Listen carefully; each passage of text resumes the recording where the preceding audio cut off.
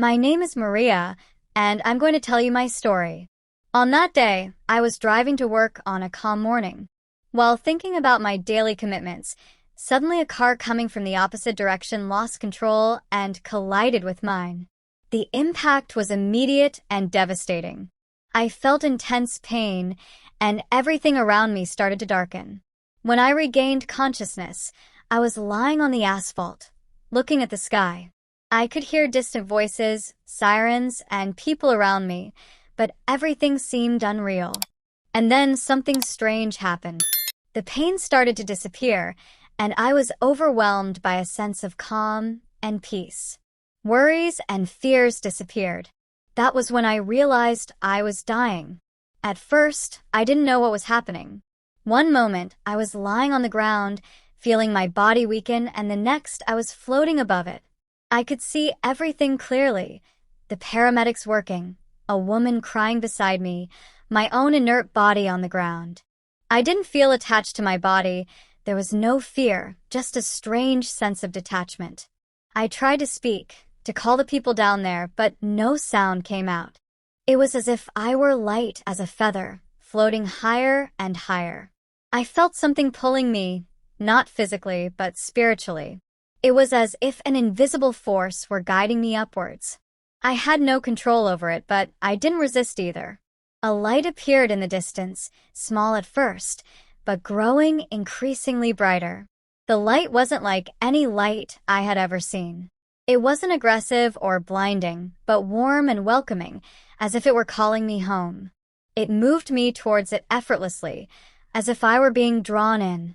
The more I advanced, the more the world I knew disappeared. The sounds of the city, the voices of people, everything vanished. All that remained was the light and an overwhelming sense of love, enveloping me like a blanket. And then, when I was about to fully enter the light, I heard a voice. It wasn't loud, but it was powerful, resonating deeply within my soul. "It's not your time yet," said the voice, familiar, but that I couldn't identify. In an instant, everything around me changed. I stopped floating and found myself in a place I couldn't describe. It wasn't Earth, but it wasn't completely strange either. It was like a waiting area between two worlds. And then I saw him. At the moment I stepped into the light, everything around me changed. I stopped floating and found myself in a place I couldn't describe. It wasn't Earth, but it wasn't completely strange either. It was like a waiting area between two worlds. And then I saw him. Before me stood a figure radiating light, not just around him, but from within. His presence was overwhelming, a mix of love, peace, and power. I knew, without a doubt, that I was in the presence of Jesus.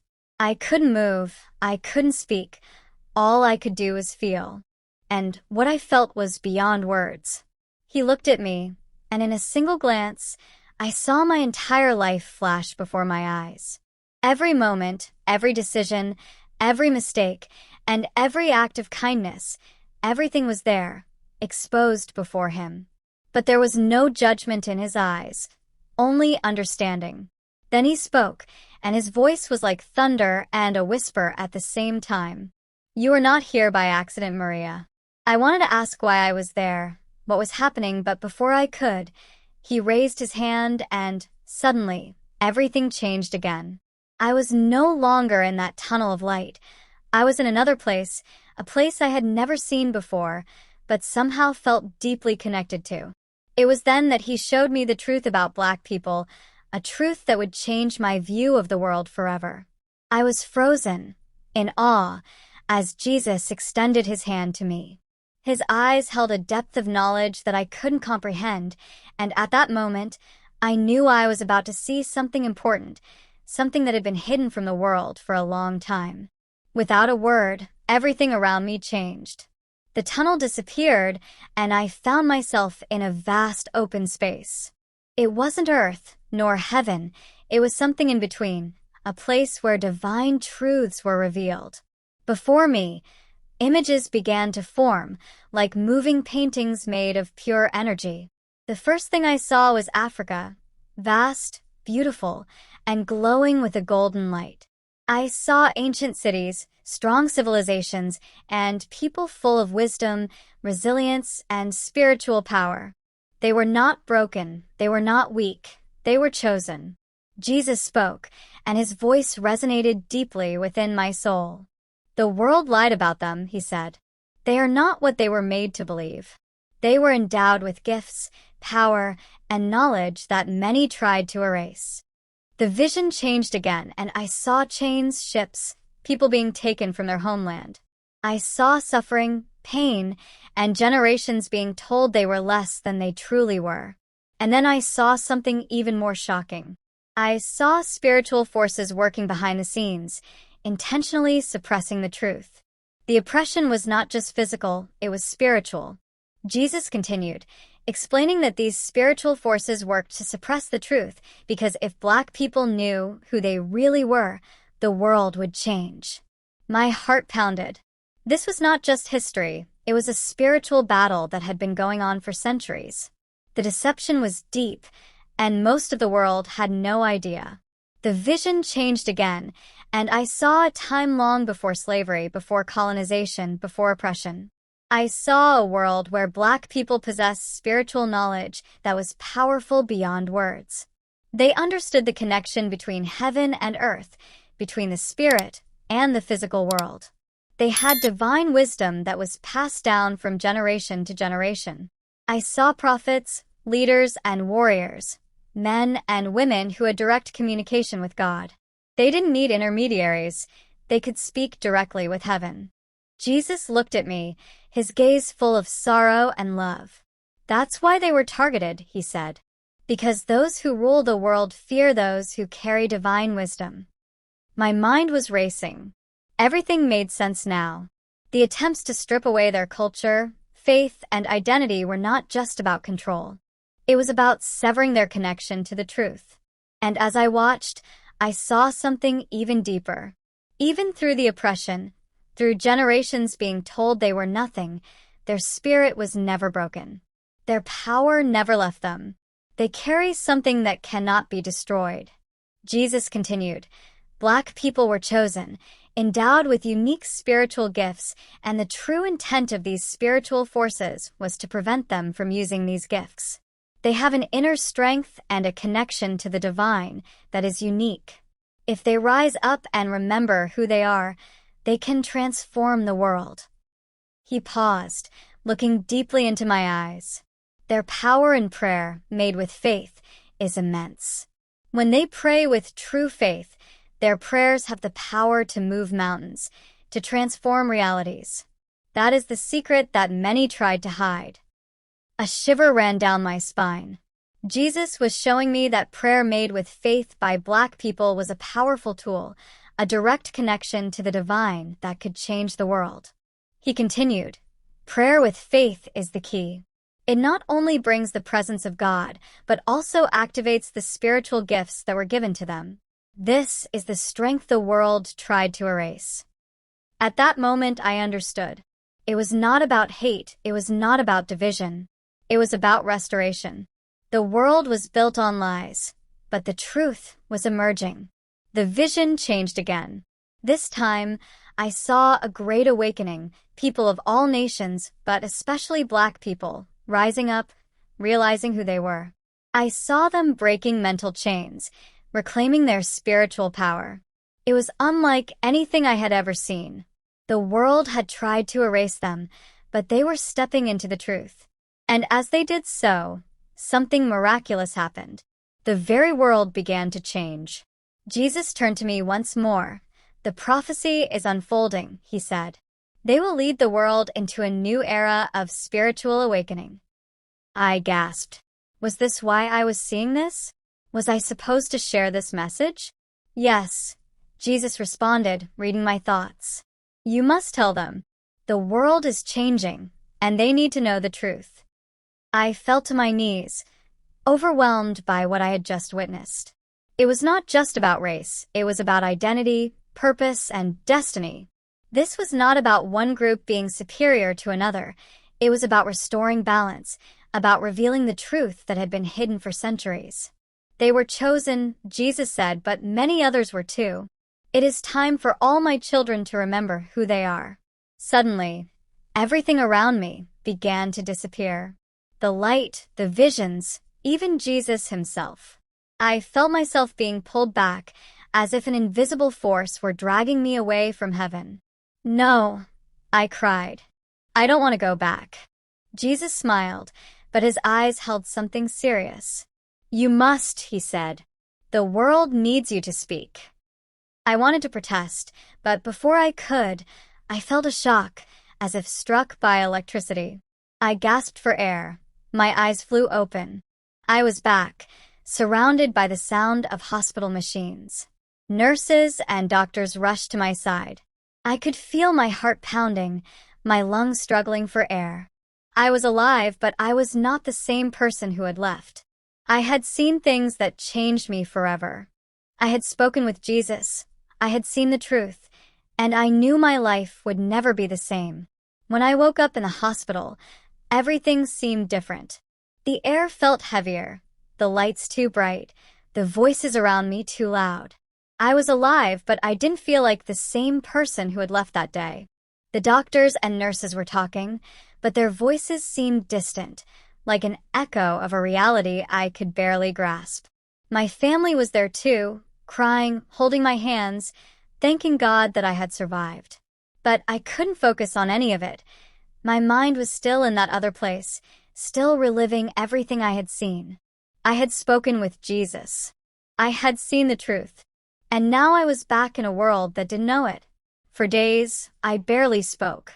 I could see the worry in my family's eyes, the way they whispered when they thought I wasn't listening.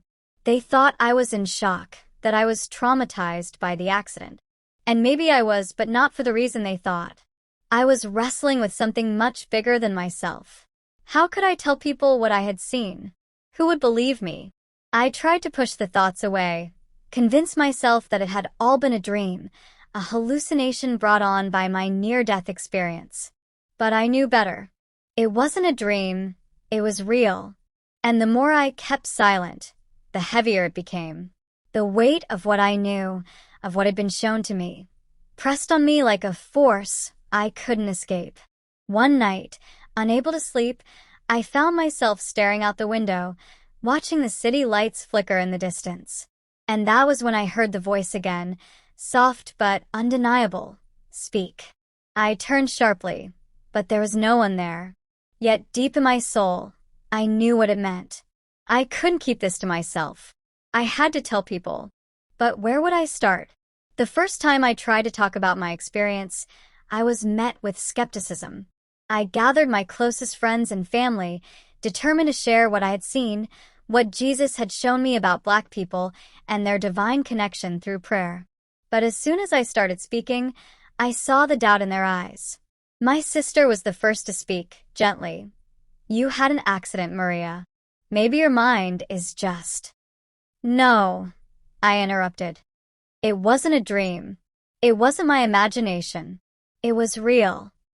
I continued, telling them everything, the tunnel, the encounter with Jesus, the revelation about Black people, and their connection to the divine through prayer.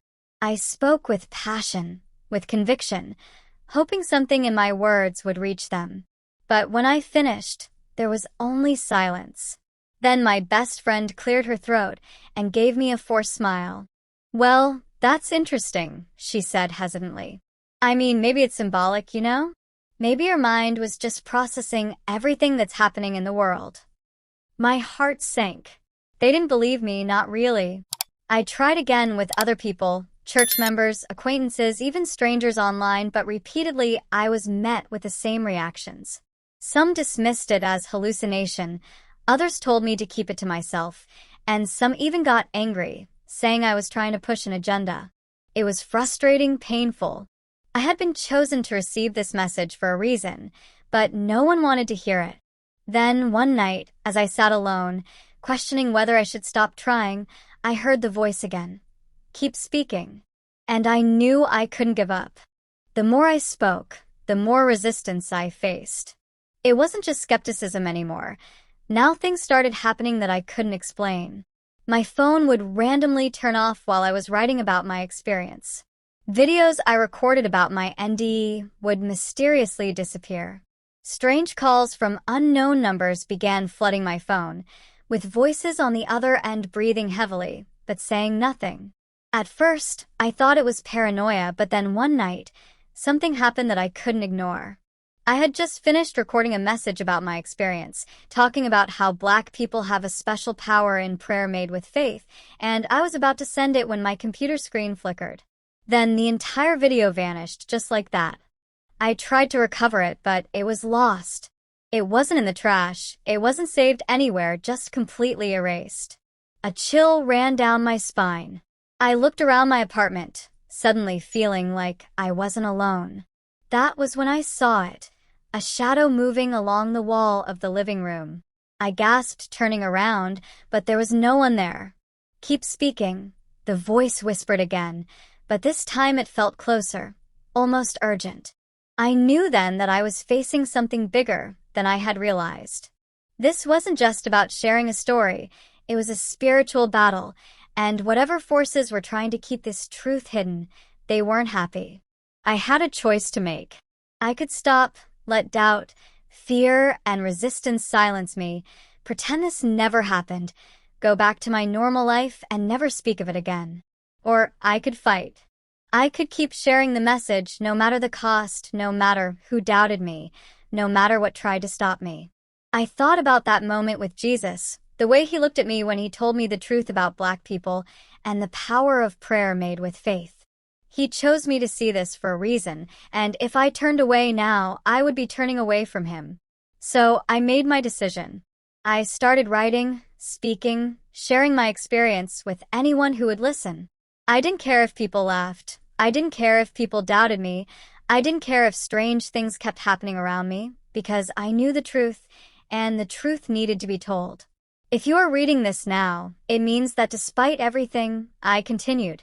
And I need you to do something for me. Share this message. Because this isn't just about me, it's about all of us.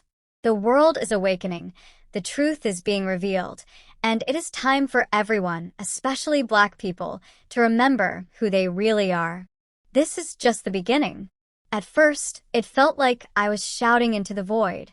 No matter how passionately I spoke, no matter how much I believed in the message Jesus had shown me, people still refused to listen. But then something changed. One day, I shared my testimony online, just like I had done many times before, but this time, it went viral. I don't know what was different about that specific post. Maybe it was the way I wrote it.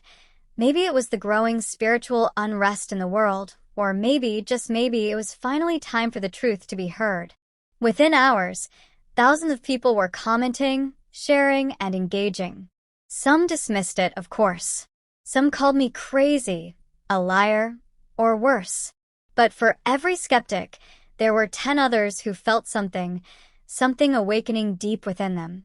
I don't know why, but your words resonate with me. I've always felt like something was missing in what we've been taught. Tell me more.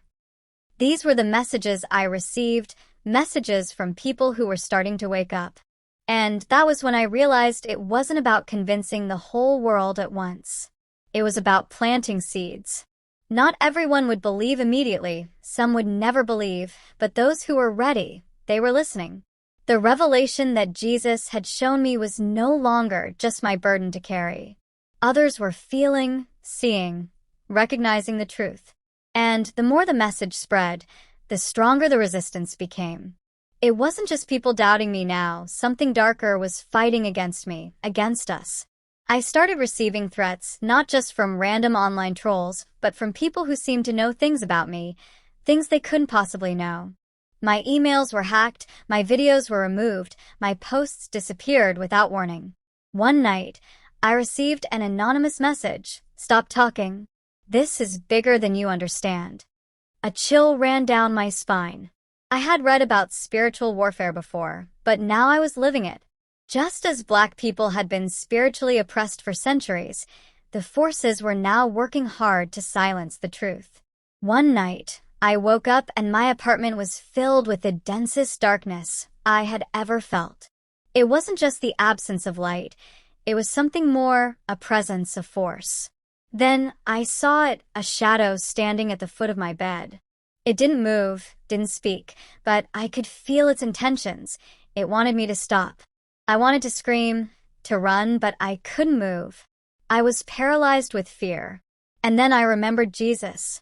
I forced my lips to move and whispered the only thing I could. In the name of Jesus, go away. Instantly, the shadow disappeared. The room felt lighter. The darkness dissipated. And that was when I understood this wasn't just about spreading a message. It was about fighting for the souls of millions. After everything I had experienced meeting Jesus, seeing the truth about Black people, and facing spiritual attacks, I thought I had seen it all. But I was wrong. One night, while I was deeply in prayer, seeking guidance, something happened. I wasn't asleep, but I wasn't fully awake either. It was as if my spirit had been pulled into another realm, a place where time didn't exist. And in that place, I was shown the future. I saw a great awakening, but I also saw a great war, not just a war between nations, but a spiritual war. The forces that had enslaved minds and spirits for centuries weren't going to give up easily. They were preparing to fight, and their weapons weren't bullets or bombs. They were lies, deception, and control. I saw people awakening to their power, stepping into their divine identity and freeing themselves from generations of manipulation. I saw Black people, once broken and silenced, rising with an authority that shook the earth. They were reclaiming their knowledge, their spiritual gifts, and their connection to God through prayer made with faith. But I also saw the enemy striking back. Media, governments, and even some religious leaders would do everything to stop the truth from spreading. They would create distractions, sow divisions, and use fear to keep people in spiritual chains. Then I saw something that made my heart stop. A wave of destruction like the world had never seen before. Floods, fires, and earthquakes in places that had never experienced them before. I saw cities falling, people running, the world crying out for help. I turned to Jesus, who was beside me, and asked, "Why is this happening?" He looked at me, his face full of sorrow and strength. The world must be shaken before it can be restored. Then he showed me something else. After the chaos, after the suffering, after the destruction, a new world began to emerge.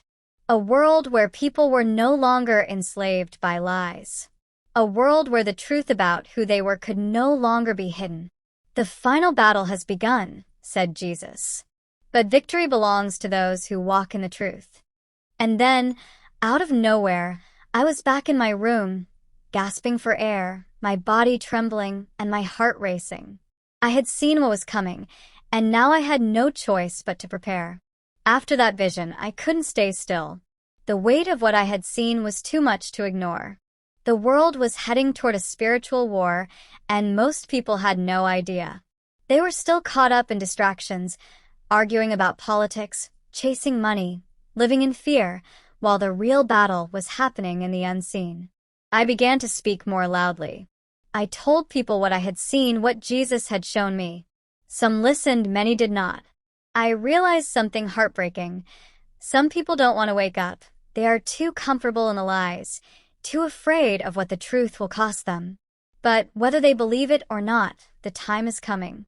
The awakening is happening, and each person will have to make a choice: fight for the truth or remain in darkness. Jesus warned me that not everyone would survive what is coming. Some would be consumed by fear, some would succumb to the lies, but those who remain in faith, who embrace their divine power through prayer, these will rise as warriors. I don't know why Jesus chose me to deliver this message, but I know I can't stop now. The forces trying to silence me are getting stronger, but so is my faith. If you are reading this, know that this is not a coincidence. You were meant to hear this.